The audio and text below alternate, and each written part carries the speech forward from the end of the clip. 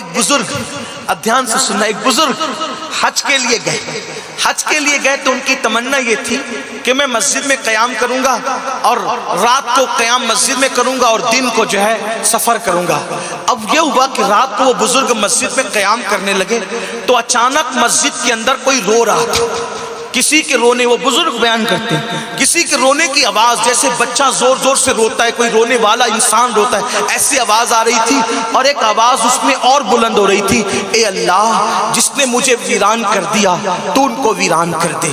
اللہ جس نے مجھے ویران کر دیا تو ان کو تباہ و برباد کر دے. وہ بزرگ محسوس کر رہے تھے کہ ہو کیا رہا ہے.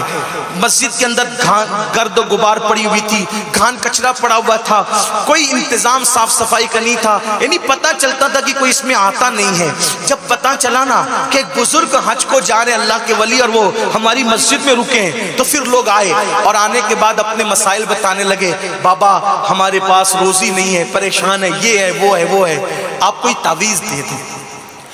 اس وقت تو پوری امت کی توجہ تعویذ کی طرف، وظیفوں کی طرف، بزرگوں کی دعاؤں کی طرف. نہ میں تعویذ کا مخالف، نہ وظیفوں کا مخالف، نہ بزرگوں کی دعاؤں کا مخالف. لیکن ایک بات کہتا ہوں، ایمان لگتی بات کہوں گا، آپ کو اچھی لگے تو ٹھیک، بری لگے تو مجھے معاف کرنا. نہیں معاف کر سکتے، جو بدلہ لینا چاہو میں اجازت دیتا ہوں لے لینا. یہ بات یاد رکھنا، جس گھر کی برکت اللہ اٹھا لے، جس گھر کی برکت اللہ اٹھا لے، دنیا میں کوئی تعویذ ایسا لکھا نہیں گیا آج تک کہ اللہ کی اٹھائی ہوئی برکت کو تعویذ واپس لا سکے.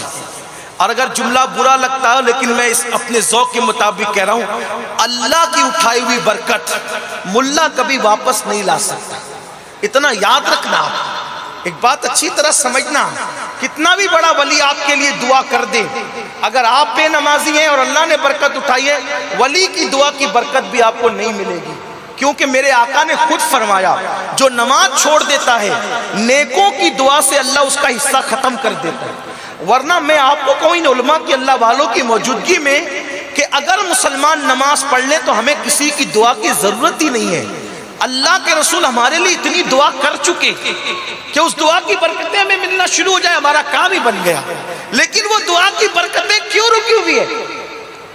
دعا کی وہ برکتیں رکی ہوئی کیوں ہیں؟ کیونکہ آقا فرماتے ہیں جو نماز چھوڑ دیتا ہے نیکوں کی دعا کی برکتیں اس کو نصیب نہیں ہوتی. اٹھا کر کے آپ کتابیں حدیث کی پڑھ لیں. میں اس کا انکار نہیں کرتا کہ رسول اللہ کی دعاؤں کی برکتیں امت کو نہیں مل سکتی، لیکن جس نے دعائیں کی اس نے خود فرمایا نماز چھوڑ دو گے تو اللہ والوں کی دعاؤں کی برکتوں سے محروم کر دیے جاؤ گے. لوگ آئے وہاں، آنے کے بعد کہا حضرت پریشان ہے، یہ وہ ہے وہ ہے، لیکن وہ حضرت سچے حضرت تھے، وہ صحیح آدمی تھے.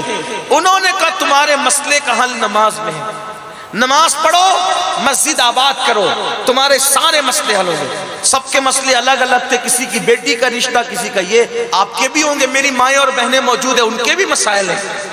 میاں بیوی میں نہیں جمتی، یہ نہیں وہ نہیں وہ نہیں، بہت سے، سب کے گھر گھر کی کہانی ہے. یہ سب کے مسئلے کا حل ہے نماز. نماز سب مسئلے کا حل. آپ کہیں گے یہ پاگل تو نہیں ہوا یہ مولوی کہ یہ کہتا ہے سب مسئلے کا نماز ہے؟ میں ایک آسان بات حدیث کی روشنی میں تمہیں بتاؤں، بلکہ قرآن کی روشنی میں. آیت نہیں پڑھوں گا کیونکہ آیت سجدہ ہے، مکمل ترجمہ بھی نہیں کروں گا، احتیاطاً اس کی ترجمانی کرتا ہوں. اللہ قرآن میں کہتا ہے سجدہ کرو اور اللہ کا قرب پالو، اللہ کے قریبی ہو جاؤ. اللہ کیا فرما رہا ہے؟ سجدہ کرو اور اللہ کے قریبی بن جاؤ. یعنی جب بندہ سجدہ کرتا ہے، حدیث پاک ہے، جب بندہ سجدہ کرتا ہے، اب یہاں عالم اور جاہل میں کوئی تمیز نہیں بتائی گئی، یہاں نیک اور گنہگار میں کوئی فرق نہیں بتایا گیا. اللہ اکبر، کیا فرمان جاری ہو